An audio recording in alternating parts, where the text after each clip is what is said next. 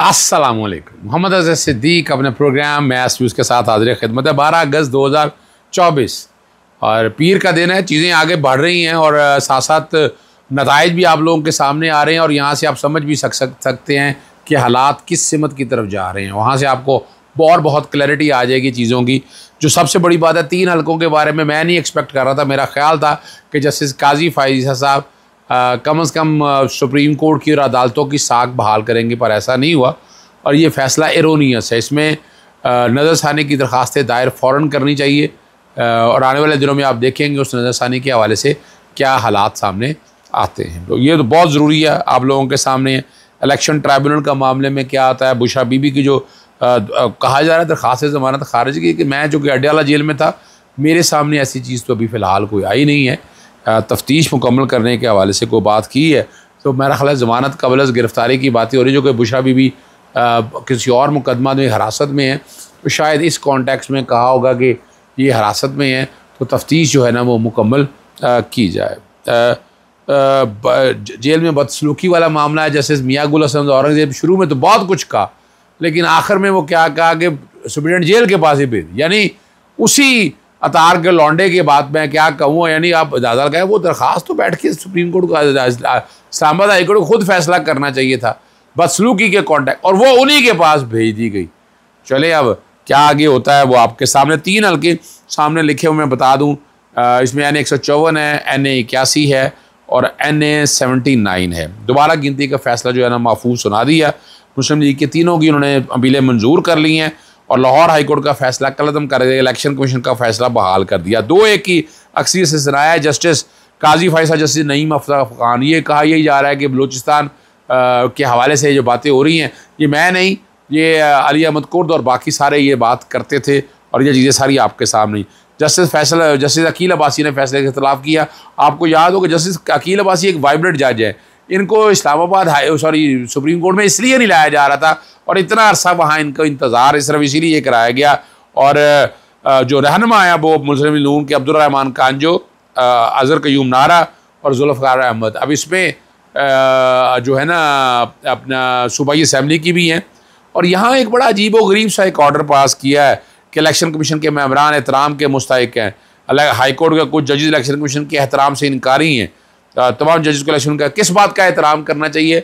अब तक वो तकरीबन 23 कॉन्स्टिट्यूशनल वायलेशन किए हैं इलेक्शन कमीशन ने, तारीख में ऐसा नहीं है। यानी चीफ जस्टिस काजी फ़ाइज़ स्टेज पे अगर आप आकर बात के आपके सामने है, सिंबल लेने वाला केस भी आपके सामने, वहाँ आपने क्या किया। हाँ, एक चीज़ जो बहुत ज़रूरी है, तो मुझे हमारे दोस्त अहमद पनसोटा साहब उन्होंने अपना एक केस के हवाले से जो बताया है कि वहाँ क्या होना है, और वो जो लिखा है, और उन्होंने एहसान विर्क के बारे में कहा है कि रिकाउंट का भी होना नहीं है और रिकाउंट का फैसला करना या नहीं करना, 2 सीटें तो वो कह रही हैं चलेंगी पर 1 सीट नहीं की, लेकिन जो फैसला सुप्रीम अपना कर दिया है तो उस चीज़ को, फैसले को अगर सामने रख कर देखें तो इसमें भी रिकाउंटिंग होना है।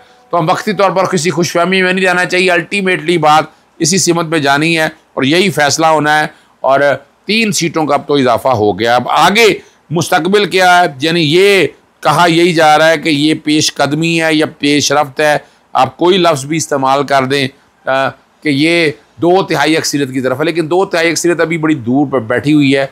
और इलेक्शन एक्ट तरमीमी एक्ट जो है वो लाहौर हाई कोर्ट में मुनीर अहमद की तरफ से मैंने चैलेंज कर दिया है आज, और बुनियादी बातें उसके सामने जो रखी हैं वो मैं बाद में बताता हूँ। शेख रशीद आज जो कि मुलाकात हुई अड्याला जेल के अंदर, बैकग्राउंड पे मैं तस्वीर चला देता हूँ, वहाँ पर अड्याला जेल में था, तो वहाँ उन्होंने 20 सितंबर तक टेक्नोक्रेट हुकूमत आने की पेशन गोई कर दी है।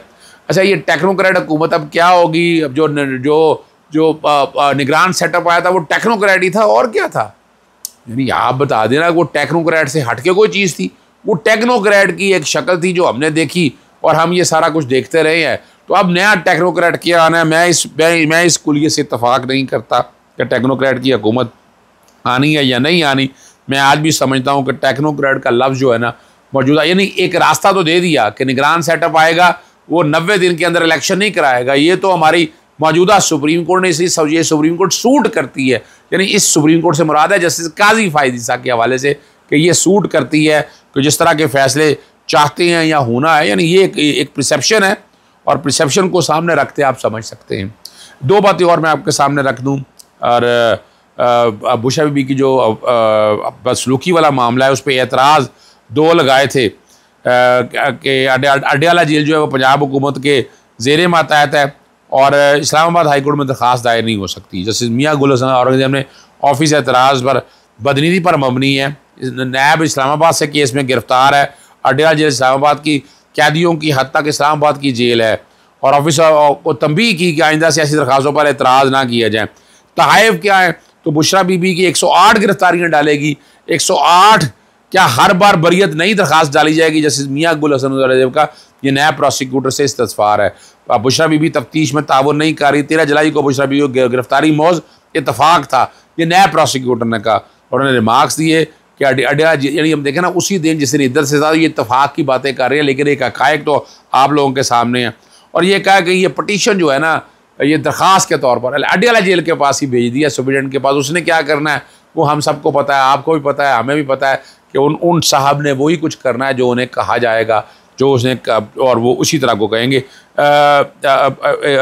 जिना हाउस में जो पुलिस की गाड़ियों में जलाने के मकसद में जो जलाने का उसमें ज़मानत पर समाअत हुई है। जाज चौधरी की दरख्वास्त पर समाअत पर नोटिस जारी करते हुए जो है ना लाहौर हाई कोर्ट ने, अब डेट इसमें कोई रखी होगी लेकिन अभी डेट नहीं आई है, ज़मानत कबल गिरफ्तार ज़मानत बाद गिरफ्तारी ये खारिज कर देगी। इनमें ज़मानतें लिखी हुई हैं और आम हो जानी है। 9 मई के हवाले से कई मामलात हैं और आज अल-कादर ट्रस्ट के हवाले से मामला भी था।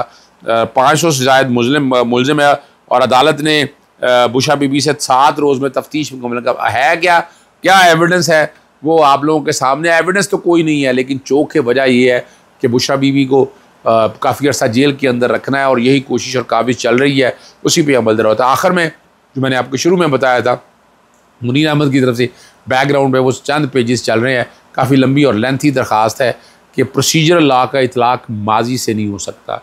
यानी मखसूस नशिस्तें आइन के आर्टिकल 51 और 106 के तहत रेगुलेट होंगी। आर्टिकल 51 और 106 के मुताबिक रेगुलेट होंगी और वो क्या है कि जितनी आपने सीटें ली हैं उसकी तनासब के साथ जो है ना मखसूस नशिस्तें मिलनी हैं।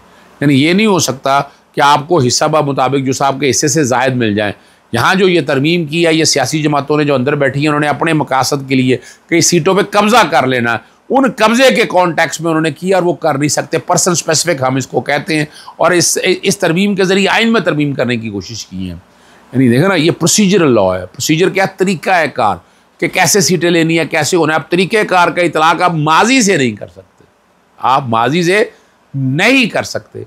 और मैंने आपके सामने ये भी बताया था कि ये फ़ैसला जो हुआ है ये जनवरी में फ़ैसला किया गया है कि जनवरी में जो पाकिस्तान तहरीक-ए-इंसाफ से सिंबल ले लिया गया था, फार्म 33 में नाम नहीं डालेंगे थे, तो फार्म 33 के मुताबिक पाकिस्तान तहरीक-ए-इंसाफ के 39 कौमी असम्बली में आ गए और सूबाई असम्बली के अंदर जितने लोग भी हैं वो सारे ऑलरेडी आ चुके हैं।